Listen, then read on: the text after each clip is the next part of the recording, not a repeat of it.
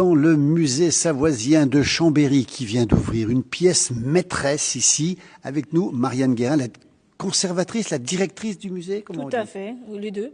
Cette pièce est maîtresse ici. On voit une cabine derrière nous de Courchevel ici. Il y a des skis. Il y a quoi dans cette grande pièce ici ? C'est une pièce qu'on appelait ressources et alimentation, qui est complémentaire des galeries du cloître où il y a l'histoire de la Savoie du Paléolithique à nos jours. Donc c'est le pouvoir et territoire. Donc c'est vraiment le nœud du musée, le cœur du musée, puisqu'on a vraiment l'histoire de la Savoie dans ses grands repères historiques et géographique, paléolithique, néolithique, âge du bronze, etc. Et puis cette salle, elle est complémentaire parce qu'elle aborde la question de l'exploitation des ressources du territoire, donc que ça soit l'eau, ici, thermalisme, hydroélectricité, la pente, la montagne, montagne agricole, avec par exemple des engins que beaucoup de gens ont connus, pour le fumier, la terre, avec une luge utile, c'est pas une luge de loisir, c'est vraiment une luge utilitaire. On a un casse-cou, on a aussi de quoi faire un barillon. Et puis on voit l'évolution des objets une bascule avec un regard sur le paysage qui change. C'est pour ça qu'il y a des estampes et un tableau. Et puis la montagne sert après au sport d'hiver jusqu'à ce qu'on saute depuis les falaises. Bien sûr. Avec le wingsuit. Le wingsuit. Voilà. Et puis on va s'approcher là-bas aussi, Jean-Noël, de l'alcool. On voit là-bas ici ce qui nous plaît beaucoup. Là, c'est toutes les productions locales, c'est ça ? Tout à fait, puisque dans cette salle, c'est l'exploitation des ressources naturelles, mais c'est aussi la salle dédiée à l'alimentation. Donc on a voulu parler du fromage, qui a une importance économique très réelle aujourd'hui, mais dès le XVIIIe siècle, la pâte pressée cuite, qui est le gruyère, permet de rassembler des grandes quantités de lait, les exporter et faire du numéraire, c'est-à-dire de l'argent. Donc ça enrichit la Savoie. Et puis on a produire, conserver, consommer, vendre, et on va jusqu'au marketing territorial. Et on voit que dans ces étiquettes, dans ces bouteilles, on vend le territoire, on vend à la fois le blason de la Savoie, on vend la tarine. Alors on le voit dans la chambérisette bouteille et la chambérisette affiche. Et on vend aussi le territoire par la montagne. Donc on le voit notamment dans le Tony Malt, on le voit dans des affiches, des étiquettes de bière, par exemple. Oui. Mais on se rend compte que on peut aussi vendre les pâtes à la lune. Il n'y a pas du tout ce registre savoyard avec des éléments qui sont liés au territoire. Donc il n'y a pas que ça.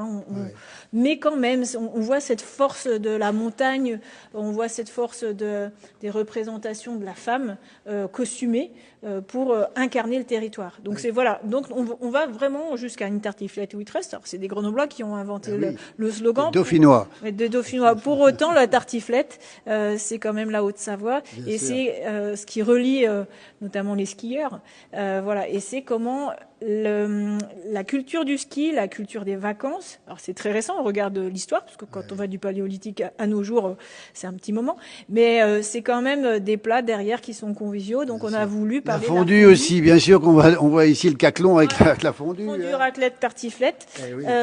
Mais on sait, et on le remet dans le contexte, que c'est quand même suisse, que c'est valaisan avec la raclette. Et la tartiflette, c'est aussi une recette assez récente.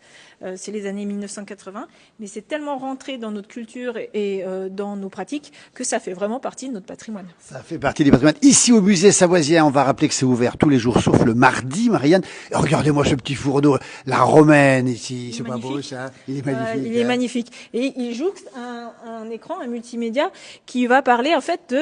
La cuisine, c'est du patrimoine, parce qu'il nous paraissait important de rappeler que la cuisine, c'est du patrimoine. Les recettes, elles se fixent, elles se figent parfois, mais le patrimoine immatériel, c'est des savoir-faire qui sont transmis souvent de bouche à oreille. Et ce bouche à oreille, il n'est pas forcément dans des recettes, mais il est dans des savoir-faire, des tours de main qu'on reçoit soit de nos grands-mères, nos grands-pères, nos mamans, nos tantes. Et on avait envie de montrer qu'un musée peut parler aussi du patrimoine immatériel, que tout ne passe pas par des objets, mais aussi par des témoignages. Et c'est le cas ici de ce film qui permet d'aborder cette question. Le musée savoisien qui vient d'ouvrir. D'où il vient, par exemple, ce petit... Il vient d'Arrit. Il vient de Montagny. Montagny, alors. Voilà, et vous le connaissez bien. Très bien. Et donc, il a du vécu. Il a du vécu. Il a fonctionné dans une même maison des années 1920 aux années 2000. Et voilà. Mais écoutez, c'est ce qu'on retrouve au musée savoisien. On pourra pas faire tout le tour. Quand même, on va faire un tour, Marianne, là-bas, vers les cloches. On va laisser ce fourneau ici, qui vient d'Arrit, Montagny. Regardez un chaudron ici. On a l'impression, nous, d'être comme dans la place du village, de retrouver ce qu'on trouve dans les fermes. C'est incroyable, ça. Alors oui, il y a des objets qui viennent d'ateliers de production. Ça, c'est le chalet. Vous avez vu peut-être dans la partie habitat, il y a le chalet dit Udry, c'est le chalet Necou dans la vallée des Bellevilles. Oui, Donc a été déposé le matériel de la chambre à coucher, qu'on a reconstitué la chambre.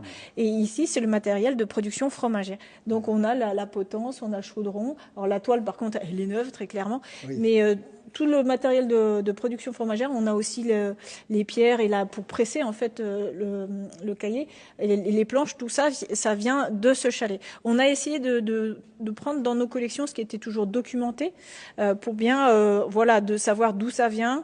Et après, il y a des acquisitions comme ce tableau des vaches d'Auguste Bonheur. Alors, Auguste Bonheur, c'est le frère de Rosa Bonheur, qui est une pâtre animalière qui est très connue. Et lui, et c'est rigolo, c'est un frère pour une fois qui est dans l'ombre.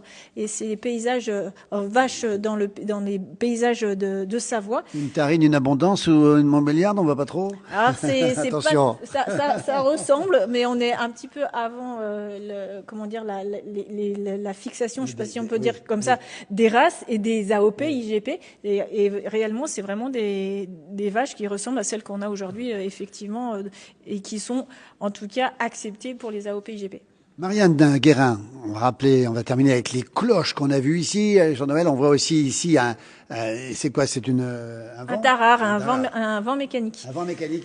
On n'en dira pas plus. Il faut venir au musée savoisien de Chambéry qui vient d'ouvrir dans le couvent franciscain du XIIIe siècle. Il y a un cloître magnifique, il y a plein de choses à voir. Et on peut se reposer dans le cloître. Et puis après, on a essayé de penser au public. C'est-à-dire qu'il y a des propositions variées, il y a des assises. C'est un musée dans lequel on peut venir et revenir et aussi profiter tranquillement. C'est gratuit tous les jours, sauf le mardi. De quelle heure à quelle heure? 10h à 18h. Merci infiniment pour cette visite. On a vu une pièce, il y a plein de choses à voir. On vous laisse découvrir ce musée. Il faut venir impérativement ici. On mettra les liens pour venir le visiter. Merci beaucoup Marianne, merci à votre équipe, 25 personnes qui travaillent dans ce beau musée savoisien. Merci infiniment. Merci à vous. Merci.